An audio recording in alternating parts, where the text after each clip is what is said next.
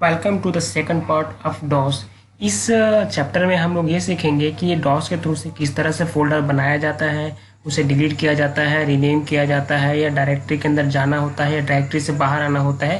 तो इन सब चीज़ों के बारे में हम लोग इस चैप्टर पे सीखेंगे। यहाँ पे कुछ कमांड्स यहाँ पर टाइप करके रख दिए हैं। हम लोग इस चैप्टर में इसी टॉपिक के बारे में डिस्कस करेंगे।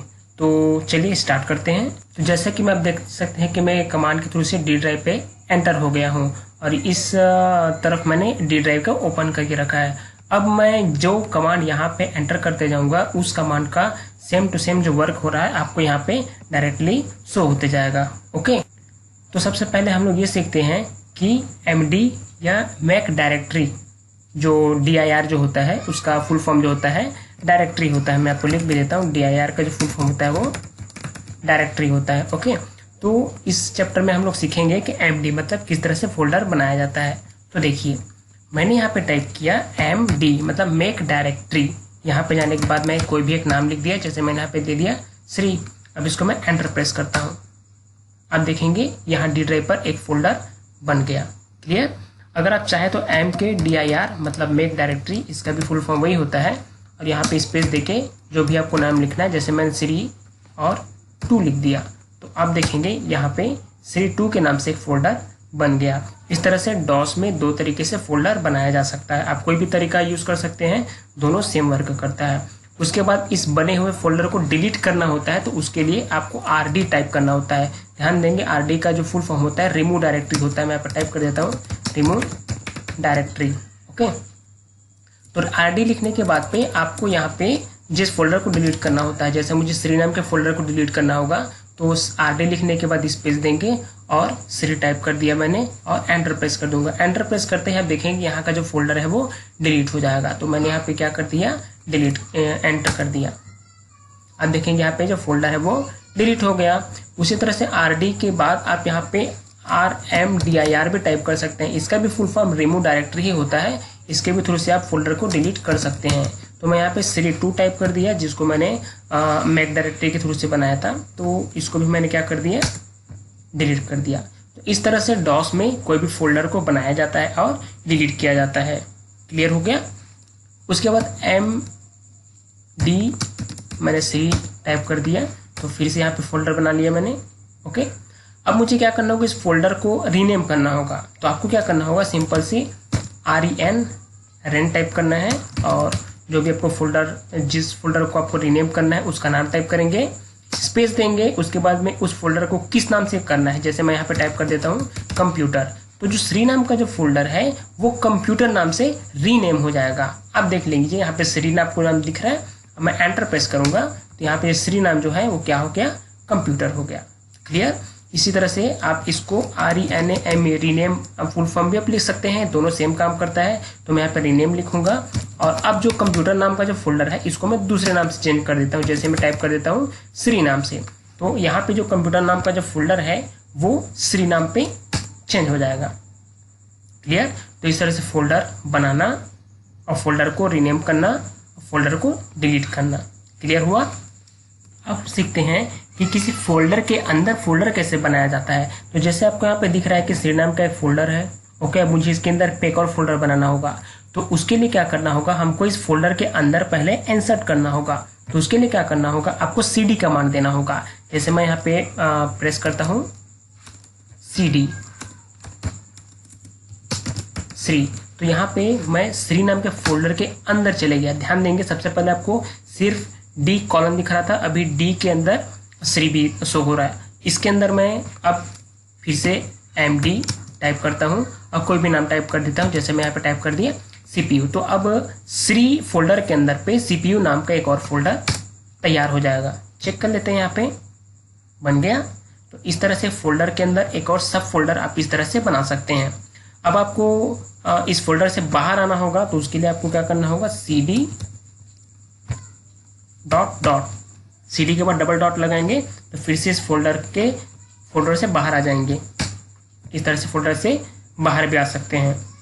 अब जो फोल्डर के अंदर सब फोल्डर बना था उसको अगर डिलीट करना होगा तो उसके लिए आपको फिर से क्या करना होगा, cd अगेन सी टाइप करेंगे। तो मैं फोल्डर के अंदर चले गया, यहाँ पे इस फोल्डर के अंदर क्या फाइल या क्या फोल्डर बना हुआ है उसको देखने के लिए आपको DIR प्रेस करना होगा। DIR प्रेस करने से उस फोल्डर के अंदर जो भी होता है वो हम देख सकते हैं। आपको यहाँ पे दिखा रहा है कि DIR नाम के जब फोल्डर पे मैं गया, सॉरी CD नाम के फोल्डर पे जब मैंने DIR का मान लगाया तो यहाँ पे आपको सारा चीज़ दिखा रहा है कि यहाँ पे D ड्राइव पे है जिसमें कोई भी लेबल नहीं डाला हुआ है, और इसके अंदर पे एक CPU नाम का डायरेक्टरी बना हुआ है जो कि कायदे से 13 जून 2020 को शाम को 17:23 पे बनाया गया था। ये सारा इन्फॉर्मेशन हमको यहाँ पे शो कर दिया। ओके, तो अब मुझे क्या करना है, इस फोल्डर को डिलीट करना है। तो मैं यहाँ पे जाऊँगा, सिंपली लिखूंगा RD CPU, तो इस तरह से डिलीट हो जाएगा। देखिए यहाँ पे जो फिर RD CPU नाम का फोल्डर था वो डिलीट हो गया। क्लियर। फिर से फोल्डर के बाहर चले जाता हूँ मैं, यहाँ पे भी RD और C टाइप कर दिया, तो C नाम का जो फोल्डर है उसको भी मैं यहाँ से डिलीट कर लूँगा। क्लियर हुआ। तो इस तरह से फोल्डर को डिलीट करना या फोल्डर के अंदर सब फोल्डर बनाना, फोल्डर को रीनेम करना, ये सारा वर्क आप डॉस के थ्रू से कर सकते हैं। अब मुझे इस वॉलपेपर्स के अंदर जाना होगा जहाँ पे एक और फोल्डर है और वहाँ पे कुछ फोटोज़ है, उसको ओपन करना होगा। तो उसके लिए क्या करना होगा, आपको सिंपल CD लिखना होगा, उसके बाद वॉलपेपर लिखना होगा। ध्यान देंगे इसका नाम वॉलपेपर्स है ना, तो हमको पूरा वॉलपेपर्स ही टाइप करना होगा। तो यहाँ पे वॉलपेपर्स टाइप कर दिया एंड एंटर कर दिया।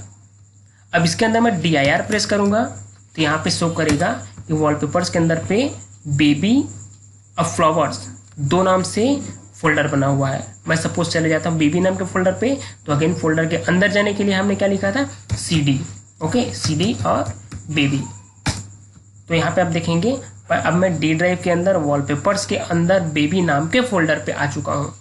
अब यहाँ पे भी मैं अगर DIR प्रेस करता हूँ तो बेबी नाम के फोल्डर पे जितना भी फाइल होगा उन सब का आपको डिटेल दिखा देगा। आप यहाँ पे देख सकते हैं टोटल मुझे 1 2 3 4 5 6 7 फाइल है यहाँ पे। ओके, तो हम इसको चेक भी कर लेते हैं यहाँ से कि जो डॉस के थ्रू से इन्फॉर्मेशन हमको दे रहा है सही है कि नहीं है।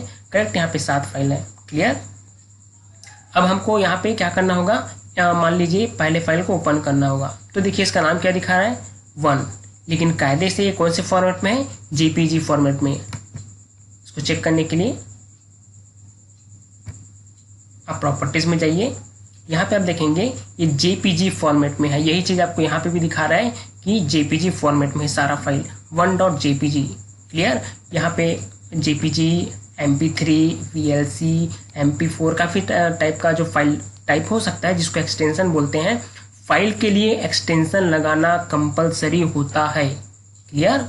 तो हमको अगर फोल्डर को फाइल को ओपन करना होगा तो यहाँ पे टाइप करना पड़ेगा 1.jpg, फिर एंटर प्रेस करेंगे तो आप देखेंगे ये जो फाइल है वो इस तरह से ओपन हो जाता है।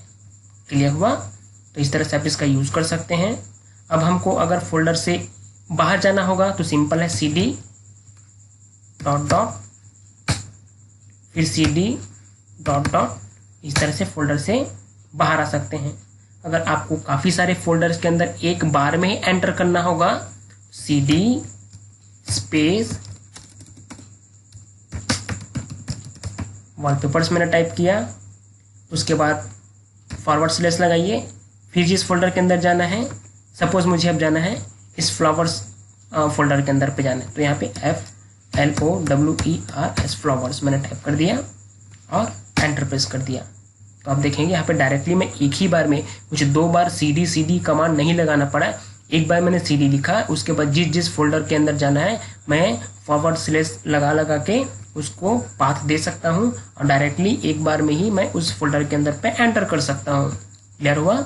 और इसी तरह से एक ही बार में मुझे फोल्डर से बाहर आना होगा तो मुझे बार बार ये CD डॉट डॉट का यूज न करके सीधा CD फॉरवर्ड स्लैश का यूज करके एंटर प्रेस कर दीजिए।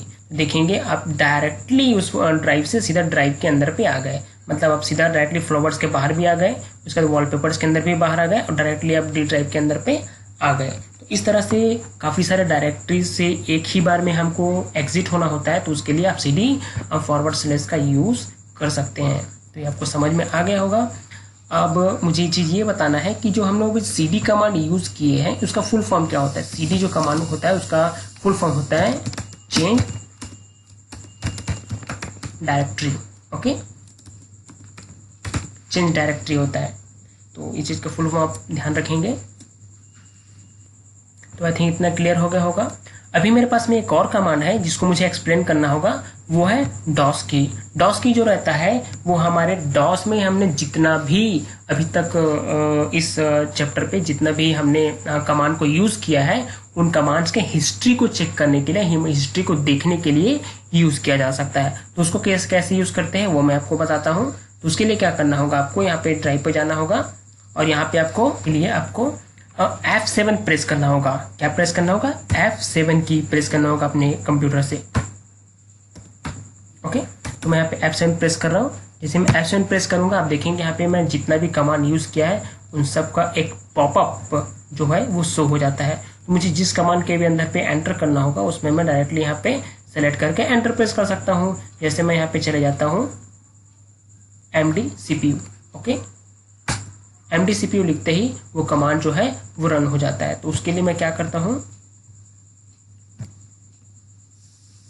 देखिए यहाँ पे टाइप हो गया, बिकॉज डायरेक्टली उस कमांड को क्या कर दिया, रन कर दिया। अगेन मैं F7 करता हूँ और यहाँ पे मुझे RD CPU जो था उसको मुझे रन करना होगा। तो देख लेता हूँ मैं कहीं पे अगर होगा तो।